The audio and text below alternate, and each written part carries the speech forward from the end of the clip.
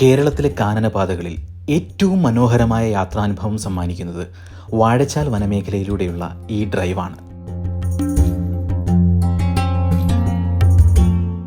ആതിരപ്പള്ളി വാഴച്ചാൽ വെള്ളച്ചാട്ടം കാണാൻ വരുന്ന ഡെസ്റ്റിനേഷൻ ടൂറിസ്റ്റുകളെക്കാൾ കാടിനെ ആസ്വദിക്കുവാനും കാട്ടുമൃഗങ്ങളെ നേരിട്ട് കാണുവാനും ഇടതൂർന്ന മരക്കാടുകൾക്കിടയിലൂടെ വളഞ്ഞു പൊളഞ്ഞു പോകുന്ന ഈ വഴികളിലൂടെ ജനാലച്ചില്ലുകൾ താഴ്ത്തി ശുദ്ധവായു ശ്വസിച്ച് പ്രകൃതിയിൽ അലിഞ്ഞ് യാത്ര ചെയ്യാനുമാണ് യഥാർത്ഥ സഞ്ചാരികൾ ഈ വഴി തിരഞ്ഞെടുക്കുന്നത്.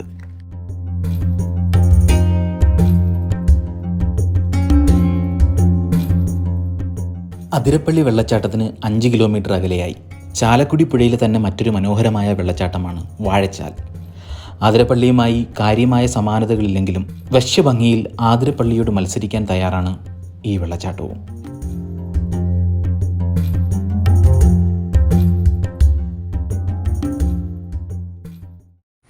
അതായത് നമ്മൾ പറഞ്ഞതുപോലെ എല്ലാ കാര്യങ്ങൾ ഇപ്പോൾ 5 മണി കഴിഞ്ഞു ഏകദേശം. ഇനി റിട്ടേൺ ഇല്ലാത്ത വണ്ടികളെ ഇവിടെ ഒരു ചെക്ക് പോസ്റ്റ് ഉണ്ട്. അതിനുശേഷം അങ്ങോട്ട് റിട്ടേൺ ഇല്ലാത്ത വണ്ടികളെ കടത്തി വിടില്ല റിട്ടേൺ ഉള്ള വണ്ടികളെ കടത്തി വിടില്ല. അതുവഴി അങ്ങ് പൊക്കണമെന്ന് തിരിച്ചു വരരുതെന്ന്. അതുകൊണ്ട് നമുക്ക് അങ്ങോട്ടുള്ള യാത്ര പിന്നൊരിക്കലാക്കാം. വീണ്ടും നമ്മൾ പ്ലാൻ മാറ്റിയിരിക്കുന്നു. നമ്മൾ വീണ്ടും ഇത് വാഴച്ചാൽ വെള്ളച്ചാട്ടത്തിലേക്ക് എത്തിക്കുന്നു. ആതിരപ്പള്ളി വെള്ളച്ചാട്ടം ഏകദേശം 80 അടിയോളം ഹൈറ്റ് ഉണ്ടെന്നാണ് നമുക്ക് മനസ്സിലാക്കിയത്. പക്ഷേ ഇത് അങ്ങനെയുള്ളതല്ല എന്നാണ് എൻ്റെ ഓർമ്മ. പണ്ട് നമ്മൾ വന്ന് കണ്ടിട്ടുണ്ട്. പരന്നൊഴുകുന്ന ഒരുതരം വെള്ളച്ചാട്ടം എന്നാണ് തോന്നുന്നത്. വെള്ളച്ചാട്ടത്തിൻ്റെ ശബ്ദം കേട്ടു തുടങ്ങി. അതുകൊണ്ട് വർത്താനം നമ്മളിവിടെ നിർത്തുകയാണ്. നമുക്ക് അങ്ങോട്ട് പോയിട്ട് കാഴ്ചകൾ കാണാം. നമ്മൾ ഉള്ളിൽ കയറിയതായാലും ഒറ്റ ടിക്കറ്റ് തന്നെയാണ് അവിടുന്ന് ഇവിടുന്നൊക്കെ എൻട്രൻസ്. അതുകൊണ്ട് ആ എൻട്രി ഒറ്റ ടിക്കറ്റിലാണ്. അപ്പോൾ നമ്മൾ ഉള്ളിലേക്ക് കയറി. ഇതാ വാഴച്ചാലിൻ്റെ വരദാനം മലമുഴക്കി 7-ാം പടി. ചീവീട് നമ്മളെ കണ്ടിട്ടുണ്ട് കേട്ടോ. പോണു മതി നിർത്ത്.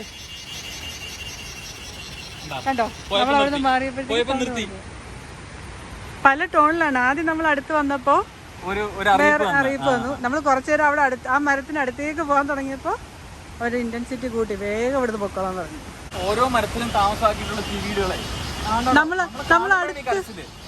അടുത്ത് വരുമ്പോഴത്തേക്ക് അത് കരയുന്നു ഭയങ്കരമായിട്ട്.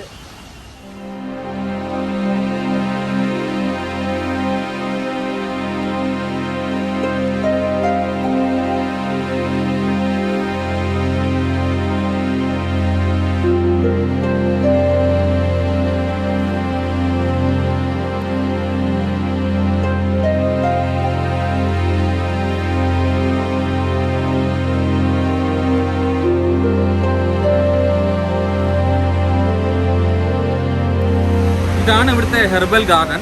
പക്ഷേ ഇവിടെ ഒന്നും പറഞ്ഞു തരാനും ആരുമില്ല. ഇവർ ചെടികളൊക്കെ നട്ടുവെച്ചിട്ടുണ്ട്. ചെടിക്കൊക്കെ പേര് കൊടുത്ത് ചെടിച്ചട്ടിയിൽ നെയിം ബോർഡൊക്കെ വെച്ചിട്ടുണ്ട്. മുന്നറിയിപ്പ് ബോർഡുകളൊക്കെ വെച്ചിട്ടുണ്ടെന്നല്ലാതെ ഇതൊന്നും പറഞ്ഞു തരാനൊന്നും ആരുമില്ല. എനിക്ക് തോന്നുന്നത് അവർ ആ നിലയ്ക്ക് ഇതിനെ ഇപ്പോൾ പ്രോത്സാഹിപ്പിക്കുന്നുണ്ടാവില്ല അതിൻ്റെ ഉള്ളിലേക്കുള്ള പ്രവേശനങ്ങൾ. പക്ഷേ ഗേറ്റ് തുറന്നിട്ടിരിക്കുകയാണ്. ഒരു പഴയ ഗോസ്റ്റ് ഹൗസിനുള്ളിലേക്ക് പോകുന്ന ഒരു ഫീലോടുകൂടി നമുക്ക് ഇതിൻ്റെ അടുത്തേക്ക് വരാം.